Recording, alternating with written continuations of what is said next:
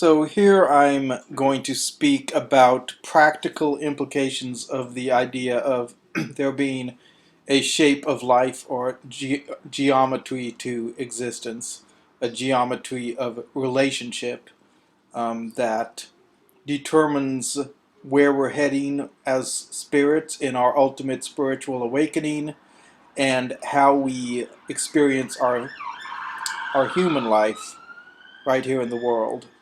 So before talking about practical implications, I'd like to go over some of the things I've gone over several times in different ways about the idea of there being this geometry of life, of spirituality, and of our human experience, our human psychology.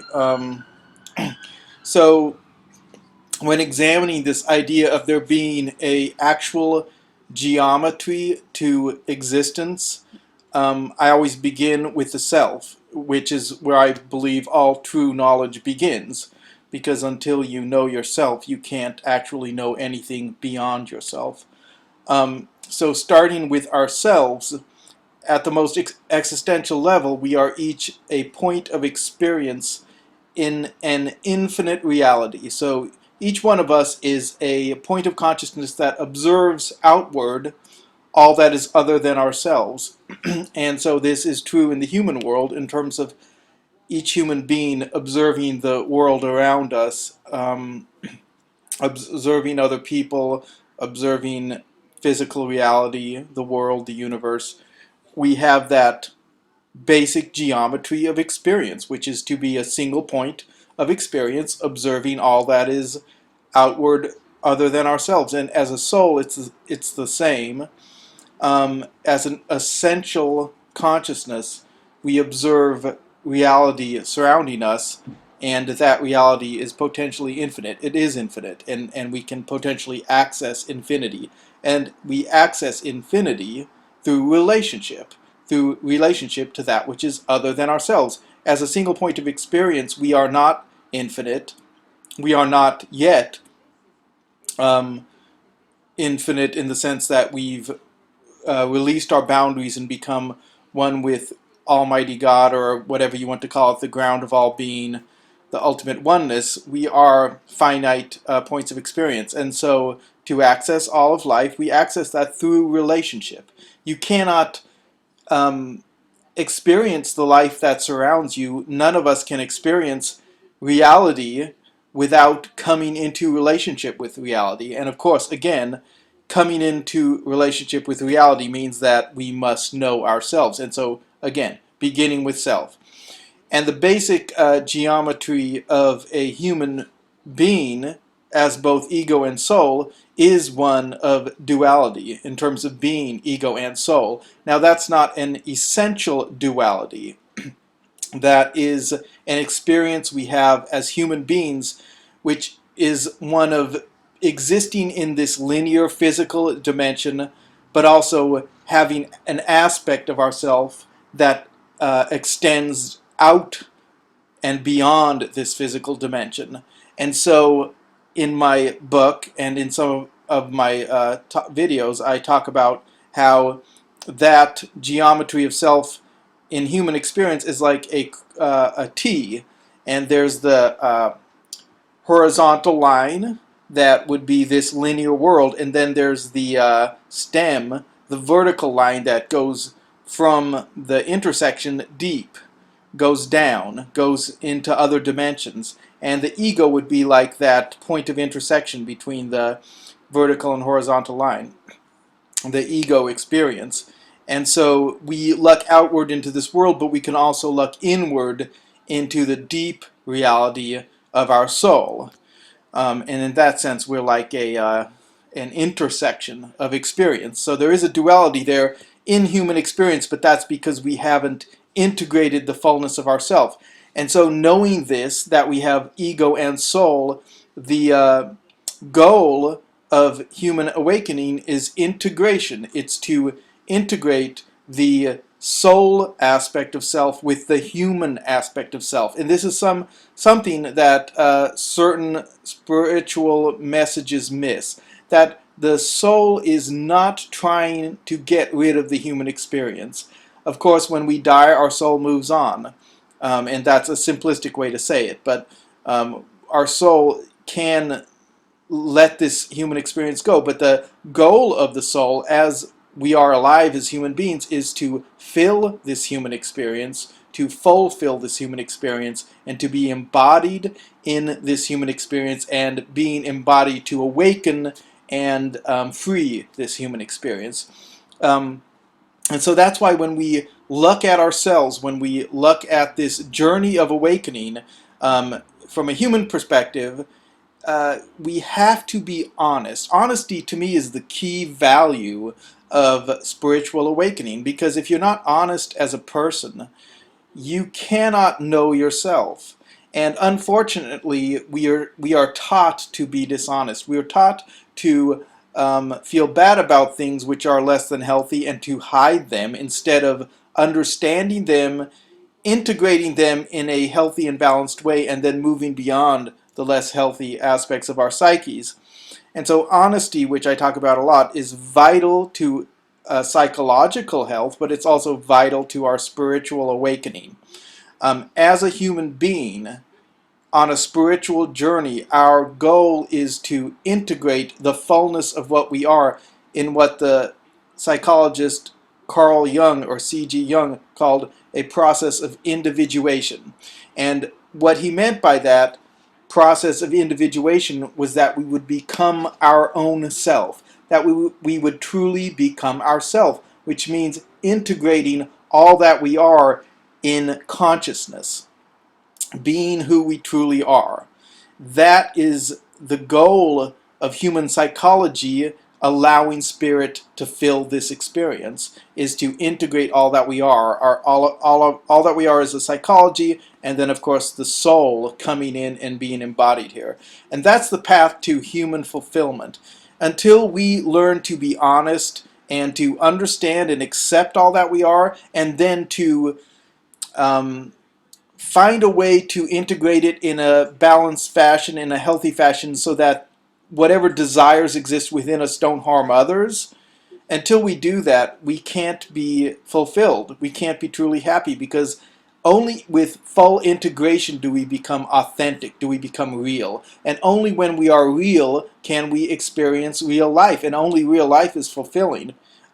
Shallow versions or fake versions of life, of experience, of intimacy, of pleasure are not truly fulfilling. And so even from a purely human perspective, from an ego perspective, the spiritual journey of integration and individuation is the way to find happiness and to find fulfillment. The ego refuses to see this because the ego is blind. Separated from soul, ego is the part of us that is truly blind. But if the ego did see it, and when the ego does see it, because the ego itself can actually wake up, it is clear that the only path to happiness is through allowing the soul to fill us in an honest process of individuation and integration. And in a more shallow sense, in this world, that allows and is reflected in our self-expression, our basic human self-expression.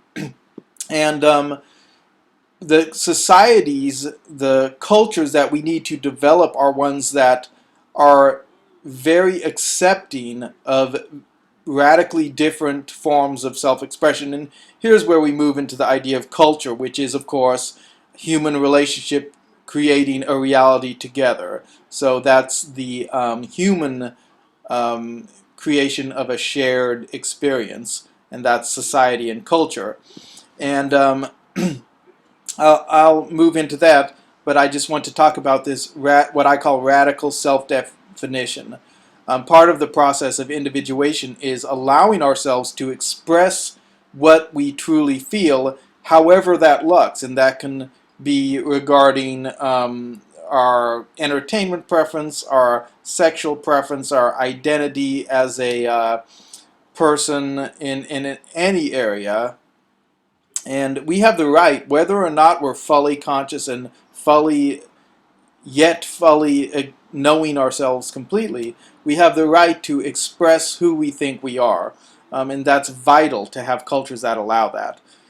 And so the next part of the idea of there being a shape of life is there being a shape of culture, and culture being the relationships between human beings, and of course our spiritual component comes into play there, creating a shared reality.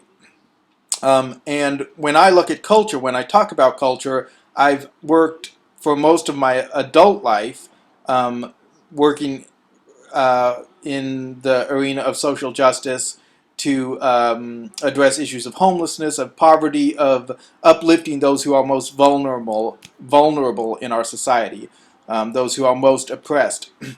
And so I do know, I am certain that the basis for having a spiritual society is to first address the physical realities and needs of all human beings, or at least to have that be an aspect of our collective awakening. So providing basic resources, a physical foundation to freedom, is vital to our awakening as a humanity. Um, I believe I write in my book and talk about how um, you know, social change, if it doesn't have a spiritual vision behind it, can be shallow and unable to provide real solutions. It can be shallow and somewhat empty and ego-driven.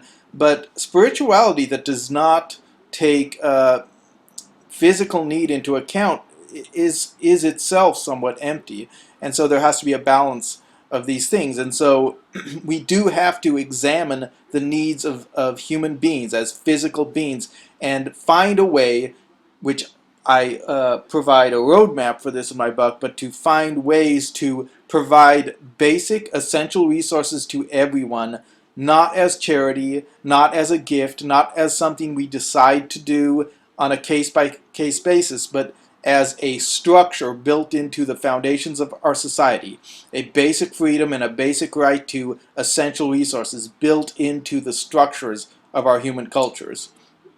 Okay, so that's, again, I won't get into the details here, but that is one aspect of creating a free and spiritual culture. The next is the values that we build the culture on. And the most essential part of those values is that they are accepting of all views, all desires, all dreams, all beliefs, and tolerant. Other than individuals destroying others, um, oppressing others in a violent fashion against their will, other than that, all preferences and all expression must be allowed. And so I talk about in my book how even though all preferences, including conservative or liberal, things we might consider bigoted, things we might consider rude, all preferences and desires and beliefs must be allowed, the overall umbrella under which this free society exists must be one which is accepting and tolerant. In other words, what we might call a liberal or progressive umbrella of values, because only one which is tolerant and accepting will allow for all various preferences to exist. So that's the value aspect. And these values that allow us to have an accepting overall culture are the values of relationship. They're based on an ethics and a geometry of relationship once again. The values of accepting others as equal to ourselves, the value of respecting that others have the same rights we want for ourselves, these are values of relationship. And they're the foundation for a new ethics or morality on which we can build a truly free society. I talk a bit in my book about how morality, the idea of morality and the morality and moral ideas we see in religion and spirituality, morality is an attempt, a rather unconscious attempt at times, to describe the shape of life or the shape of relationship. The values we consider moral are moral in their most true form because they allow relationship. And I'll just go over, as I've done before, how a few values can be shown to be values of relationship.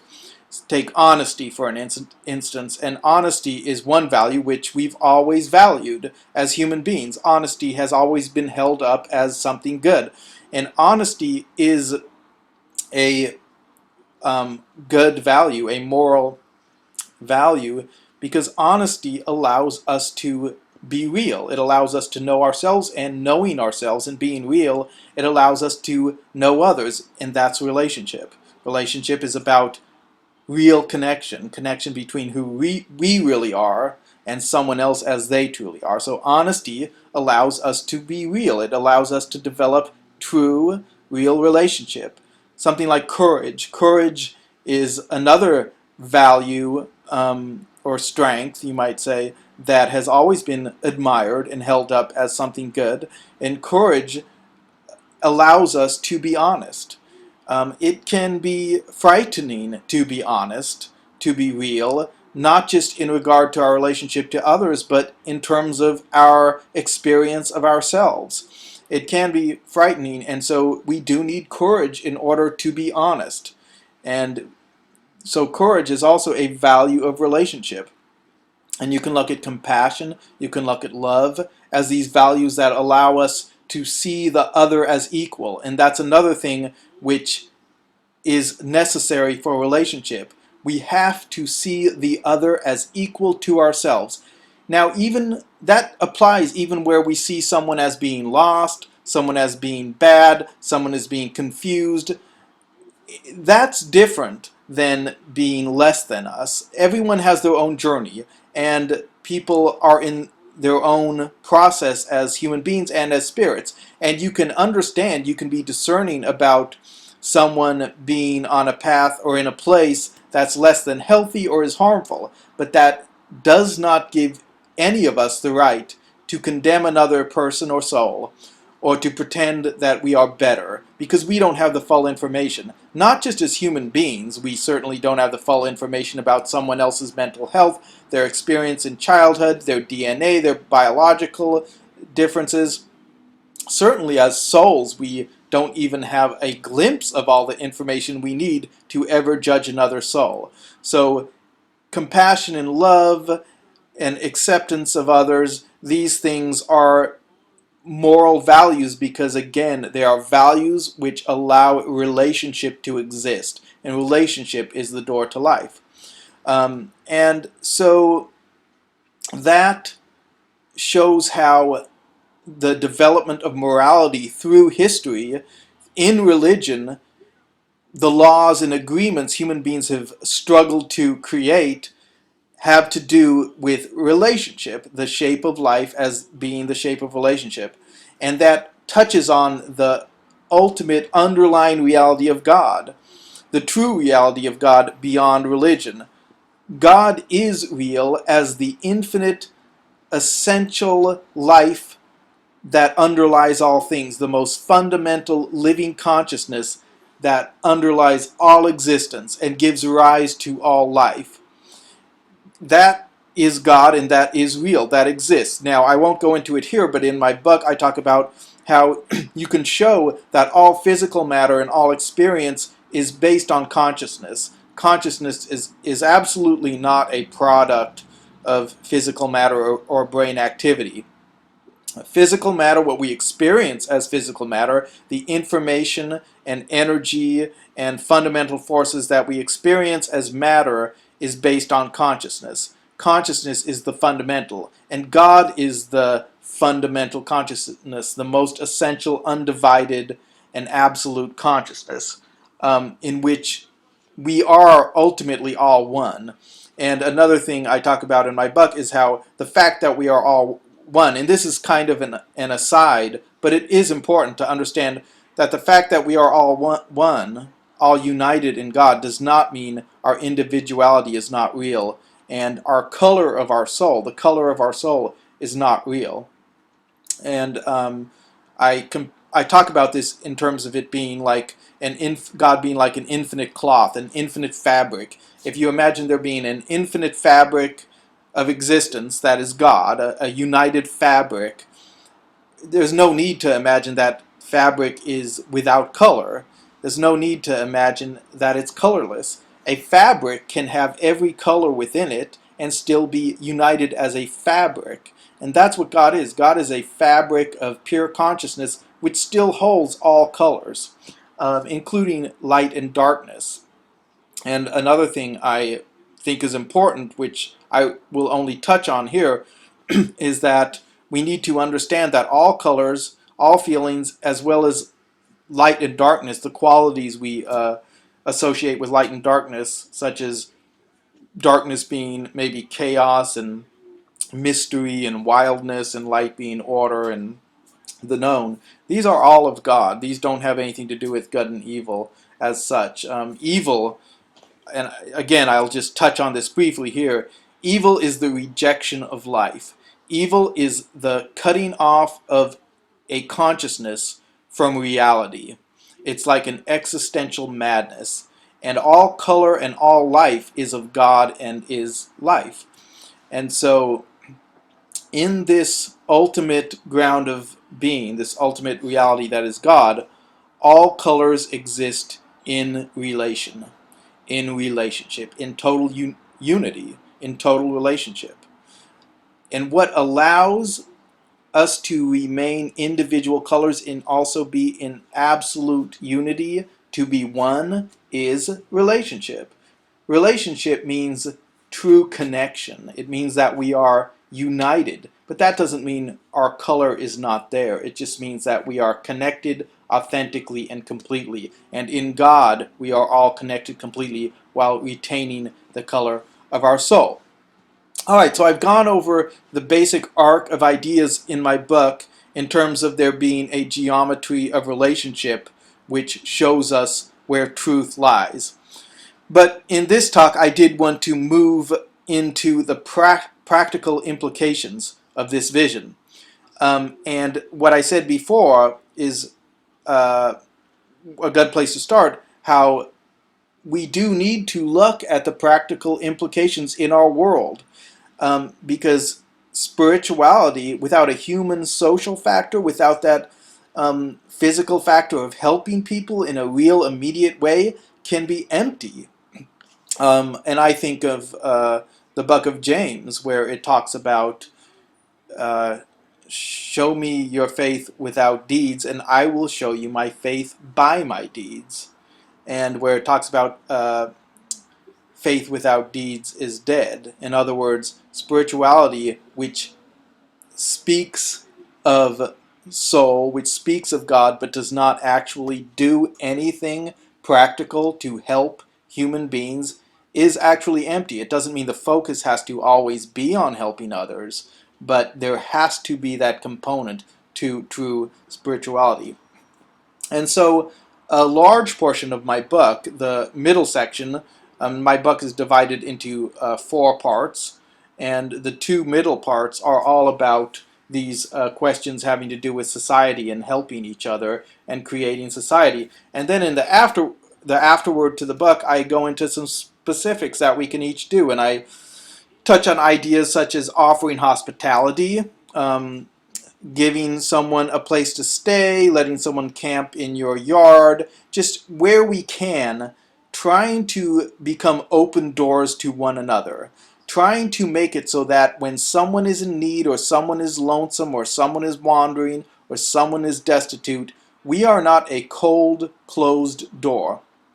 Because life is about relationship, and relationship is about connecting. And when we are cold and closed off, we don't offer life. We offer something that is not life. And we don't want to be that. So even though we can't always offer help to everyone, where we can, we should be an open door. We should connect. We should connect in an individual way.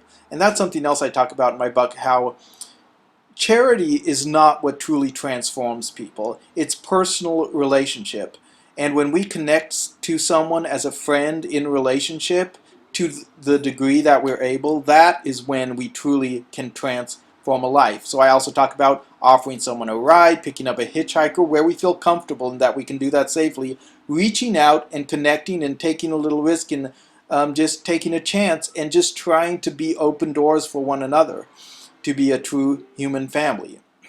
I also talk about how we can speak with someone who might not be like we are, who might have different beliefs, but just to open up, to connect across the lines that we usually don't cross, and not to look at those who are different, who believe different, who might be on the other side of an argument or a point of view as our enemy, as less than us, but to begin connecting as the human family we are. Family, you know, when you see a strong family, they might disagree a lot, but there's always that underlying connection of family, and that's what we are as a human race. And instead of dismissing and hating each other, we have to learn to connect despite our differences.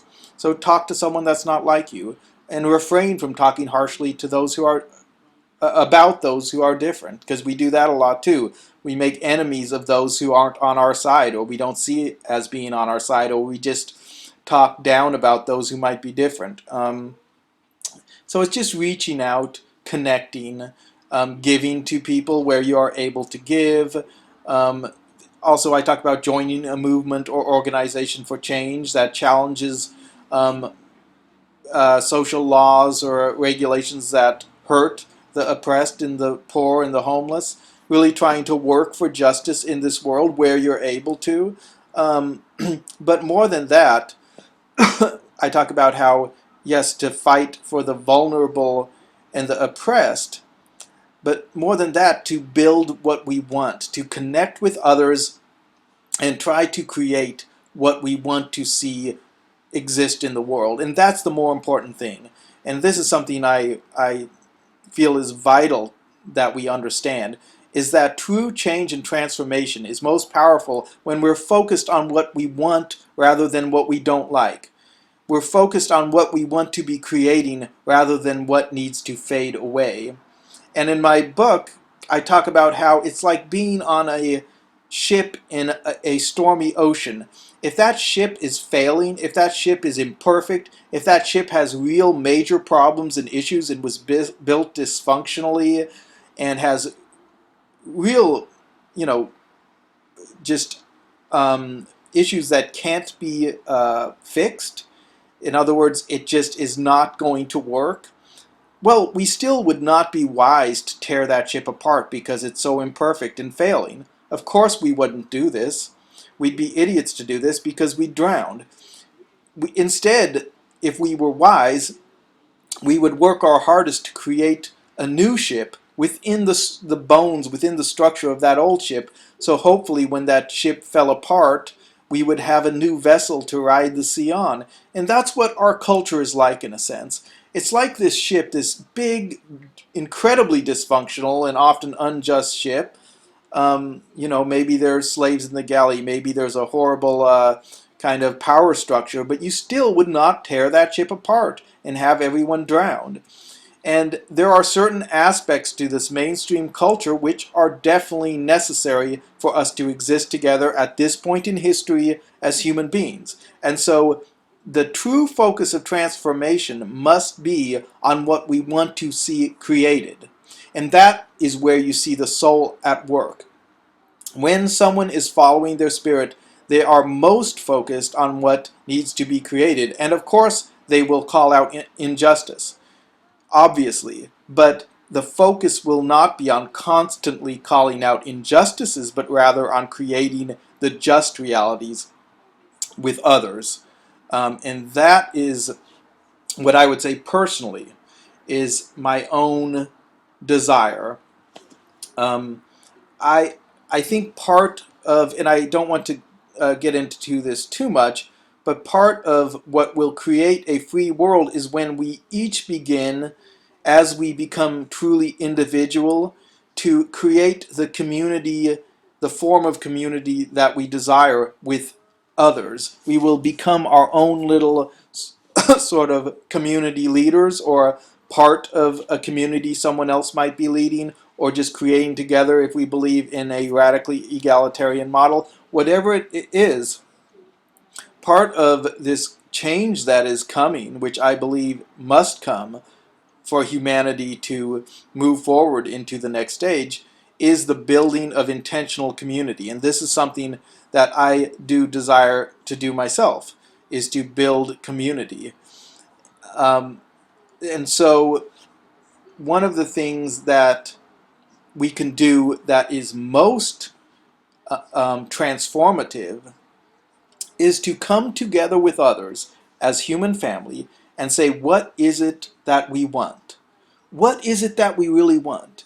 And how do we get there? Now, not just tell the world how it needs to get there, not just tell the world what it needs to stop doing, but how do we get there? And that, I think, is one of the most important immediate things we can each do, is to begin connecting, first of all, with a broader spectrum of humanity, moving beyond our normal tribe, our comfort zone, and challenging our ethical certainty about who's right and who's wrong, and really trying to connect in a broader way with a broader spectrum of people, and then sitting down and coming together and saying, what is the community we want? This doesn't have to look like intentional community in the more radical sense, or even co-housing or something like that, although it certainly could, but just trying to create community together. And I think that's vital, and it's certainly a part of my own vision, is creating community together, becoming a human family as we connect as open doors with each other, connect as family with each other in a much broader fashion, which means, of course, living by the values of relationship, not judging each other even when we disagree, um, accepting each other as equal, respecting each other, being honest, being real, being who we truly are. We don't have to agree all the time. We don't have to always be nice. Again, we're like family. Family can argue, but being honest. So much is hidden in human nature. So much is hidden in behind the door, the walls that people put up, and in whatever they're talking about, their values, their ethics, their social models, their spirituality, there's so much hidden. We have to move past that and be real and be tolerant and be forgiving.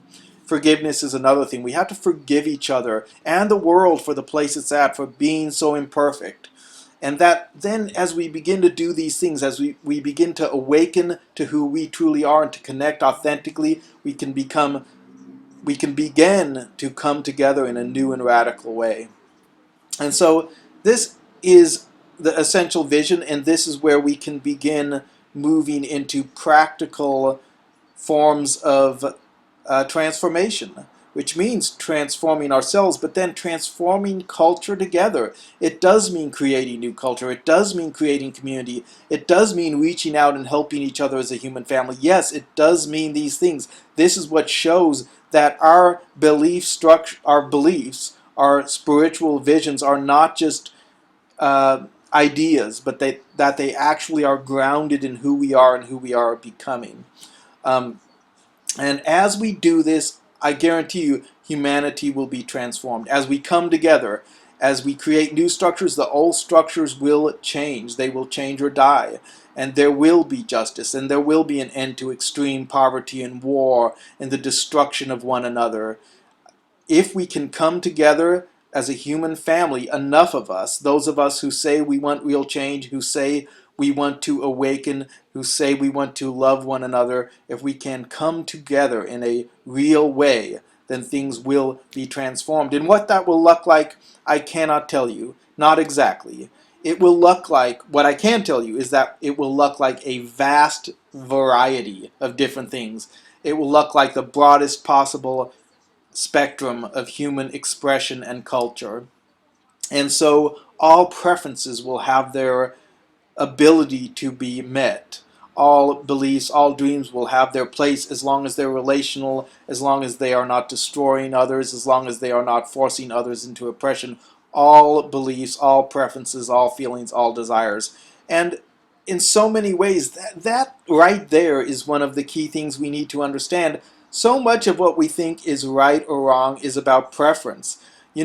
Some people like a quiet home with a fire, or a little cabin on the beach, or church on Sunday morning, and that's beautiful. Some people like a nightclub with a beating drum rhythm and dancing half naked and flashing lights and glittering glass bottles over the bar. And whatever it is, whether it's a quiet home or some day-glow phantasmagorical urban jungle, a little cabin by the sea with wood fire or flashing lights and dark nightclubs and fast cars, whatever it is, what is important is that we begin to experience all things from a place of relationship, a place of authentic knowing of ourselves and honesty, and then authentic relationship with each other where we see each other and value each other as equal and become family. And so the preferences are not what it's about.